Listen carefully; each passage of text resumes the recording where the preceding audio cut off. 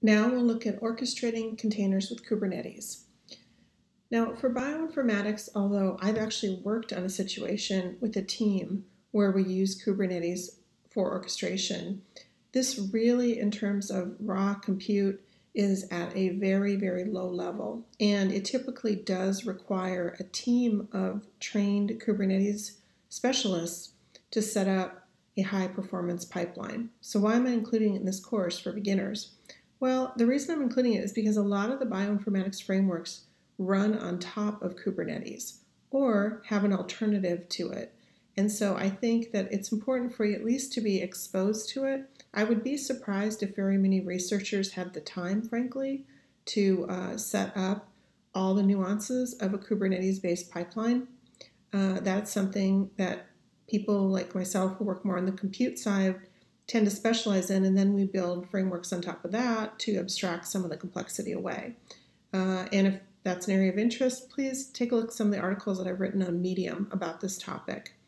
But what I want to do here is I just want to include it for completeness and also just to give you an introduction to how you might work with Kubernetes, just in case you do want to get into this topic. So you can see in terms of our choices for orchestration, we are in the Kubernetes area, and Kubernetes sits on top of virtual machines. Everything, of course, runs on a virtual machine. Also, there are some new services that run on top of Kubernetes to make it simpler that we'll be talking about in this course. When we're working with Kubernetes, you're usually going to use mostly command line, but there is a GUI for Kubernetes itself that is separate from GCP because Kubernetes is an open source project. But of course, there's monitoring also inside of the GCP console. So to just try it out, we can kind of do the same thing that we did in the previous movie when we took a single Docker container instance and simply ran it on a raw VM.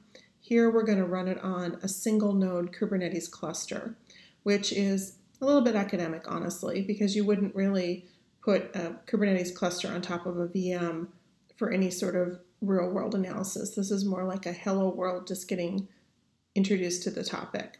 So also be aware that Google has released and is working with other open source contributors on a number of important libraries that sit on top of Kubernetes. Knative, Istio, and Scaffold are a few of them that I've worked with, and there are many more. The problem space is such that Kubernetes is super powerful, but frankly, it's hard to use. So just be warned, basically, containers themselves are complex, and Kubernetes is exponentially more complex. So if you want to go down this route, you're really going to have to spend a lot of time digging into the details of it and also allocating team time. So let's take a look at this in the console. If we go to Kubernetes engine and we have to enable the API, which I've already done, in the interface here, we can create a cluster, which just to give you a sense of this, we're actually not going to do it, but just to even create the simplest thing here, even through the GUI, you have to have a lot of choices in terms of what kind of cluster. Is it CPU intensive, memory intensive, GPU accelerated, highly available? You have all these new concepts, node pools, all kinds of different parts and pieces. So just again, to get us started, we're going to sort of take the simpler route. We're going to deploy a single container. So here we are deploying a container, and we can use an existing container image or a new image. We're just going to go with this default, which is Nginx, which is a website. Obviously, we could use our BLAST tool, but just for speed, basically. And notice we could say a new container image, and here we would hook into some other Google Cloud services and actually build an image every time we pushed code. So it really works nicely if you are building your own images, but getting ahead of myself here. So I'm going to go ahead and just click continue. And then I can fill in a namespace, and I can take a look at what's called the YAML, which is the configuration file. And this is, part of the complexity. You can see how big this trough is. The reason is the YAML files are often that long. This is like the simplest possible thing, and it's already 50 lines of YAML. So in here, we're going to just click deploy. and it's going to create a Kubernetes cluster and a deployment.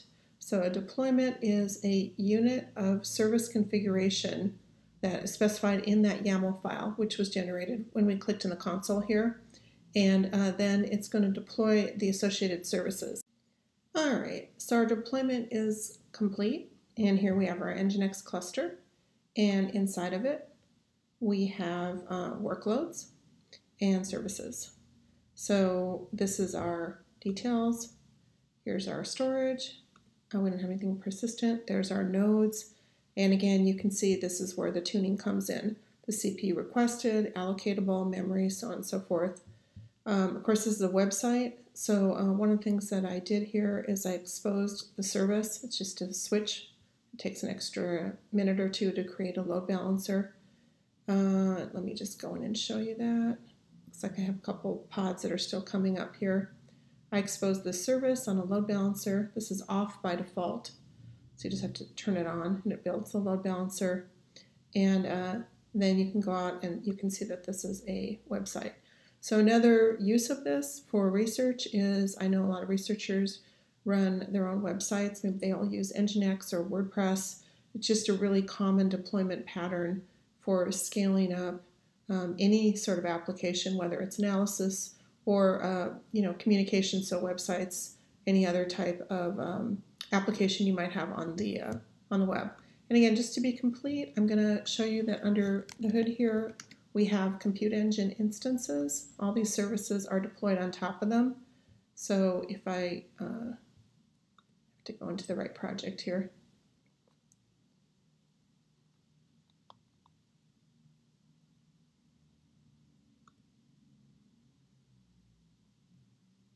I go into Compute Engine.